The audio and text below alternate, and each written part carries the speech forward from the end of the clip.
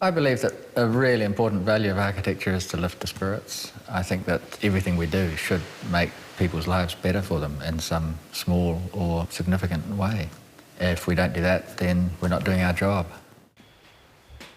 Yeah, I just love architecture in this stage of the process. It's so exciting. So much going on. So many thousands of hours of hard work have gone into getting it here.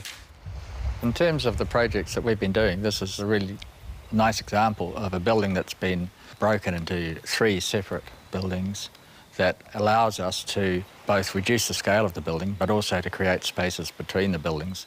And in a way, the spaces between the buildings become more important than the building itself. And it just brings the whole place to life in a different way than if you just plonked a big building in the middle of the land.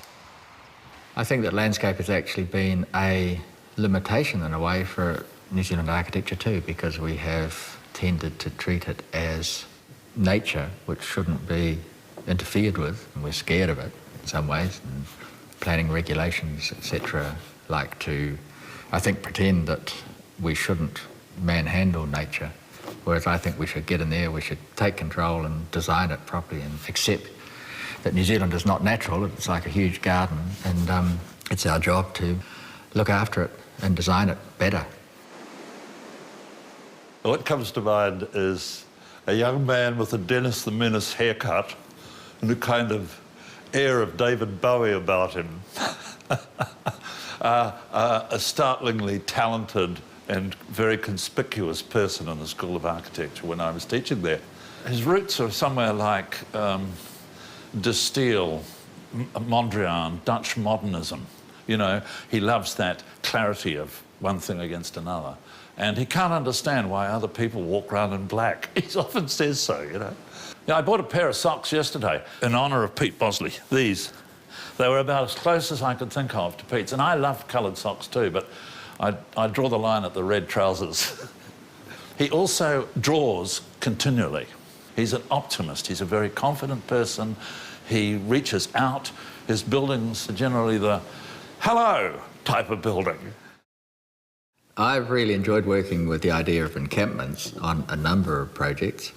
And basically it's just looking at the notion of the formalised encampments of, say, the Roman military encampments, and also the idea of the courtyard house, which starts way back with the Persian idea of paradise, which was a walled garden, and that was developed on and in Asia and in Europe as being the courtyard house, quite a formalised enclosed space. We're much more comfortable with openness in this country, so I like to play with the degree of enclosure and the degree of openness and just see what the delicate balance is that lets it still be a space which is really comfortable, a good place to be, but it's not totally enclosed by walls. It's a sort of a New Zealand version of maybe a European concept.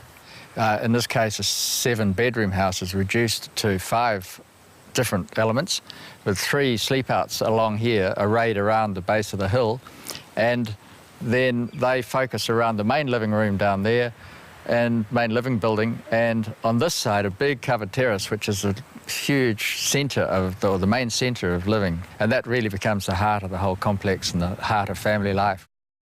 The house in St Heliers was the first instance of using fault lines as a way of generating form in the building. So really it's a matter of just using the notion that we live in this perilous place, and that popped up again later on in Te Papa with the big black wall that hammers through the middle of the building and slices it. So I was just playing with the ideas of how can you let that drive the architecture and be awkward and shift things and be problematic. Nobody in the world had actually done a museum of such an interpretive kind of intention. So the whole museum fraternity internationally was watching this to see how successful it would be, and it's been phenomenal in regard. So yeah, I'm really pleased with it. I think it's great. A lot of his work is all about the idea, and this one is particularly clear, but also it comes at a time when Auckland needs ideas. Everything about it is comfortable and easy, so it's a really nice building to come into. It's easy to navigate. There are 2 major spaces, both of which have an entirely different feeling. I mean, this one here, which is all about homage to the small boat, is a wee bit like a small wayfarer's chapel, and then inside you get the giant space for the big boat, which is sort of, you know, a temple or a cathedral to big money and yachting. So there's a lot going on for people, and tucked around the back of these small, really interesting little galleries, which are part of the history of sailing in New Zealand, and all of which is very, very clear, both educational and entertaining. So the city needs more of these, and it needs more Bossley buildings. It needs more buildings that generate interest. We met across a crowded room, and I didn't know who he was and vice versa. And when he told me he was an architect, I had to laugh, because I'm one of 3 sisters, and all 3 sisters are with architects. My grandfather was an architect, my brother is an architect, my cousins are architects. Pete certainly would say that he wouldn't be allowed in our family if he hadn't been an architect. So we shared the passion for art and architecture right from the beginning. He can't think without a pencil in his hand, so it's like another limb. So he has to make thoughts and ideas visible through drawing. Yeah, I feel naked if I haven't got a sketchbook with me. It's somewhat tragic, but I just love to draw. Architecturally, sketching is a way of capturing an idea. So often I have to draw. That's why I draw fast, because I'm worried that I'll miss the idea or get away because I'll forget it. And so you sketch, and then as you sketch, the idea comes back. So it's an iterative process, and the hand feeds the mind, and the mind feeds the hand. So it's a real obsession. That was actually made apparent very clearly about a week ago, when he lost one of his sketchbooks. And he came home and he was really distraught. I mean, it was like somebody had chopped his hand off or something. It was a full sketchbook, it was almost on the last page, and all these thoughts and all this living material that was in there had gone. It's always a pleasure to come back to the projects after periods, because you always get a new little hit or a zing, and something you've forgotten about, or something that was better than you thought. Sometimes it's things you think, oh, you know, we should have worked a bit harder on that. And also, as the places get older and they mature, the landscape's growing, the whole new atmosphere is developing all the time. So it's always lovely to come back to them, and also to come back and catch up with the people using them and living in them is fantastic, because that's what it's all about. This property has got soul. I felt it when I first walked on the property, and he's captured that. We got on a wavelength early, and he has got a good feel for what we like. I like his style, his palette, and I think he's a genius, actually.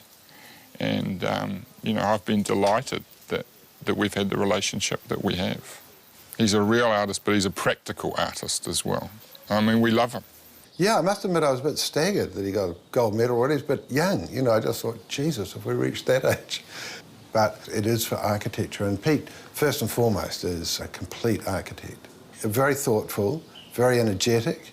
He listens very closely to people, and yet he has an incredibly strong sense of his own direction in projects, so that, you know, were you to be a client, I imagine you would be listened to a great deal, but there would still be a huge amount of things which Pete brought to that. And they would be aspects of yourself, but often reflected in a way that you hadn't quite anticipated.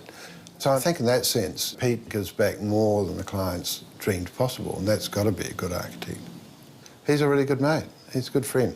And he is somebody that I will share my inmost architectural secrets with, and my sort of insecurities and so forth. He was also the first member of a new generation of architects coming through from the schools of architecture that treated architecture as an art, so that he treated the way that he approached a problem as something that needed to be resolved with beauty. There are not many of them, but I can pick them in Australia and New Zealand and America and so on, that new generation coming through, and I think they're really significant. So I'm not surprised he was the first of that to get the medal.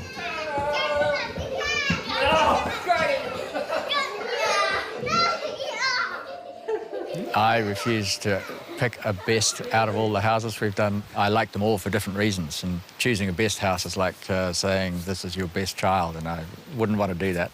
It'd be unfair to the others.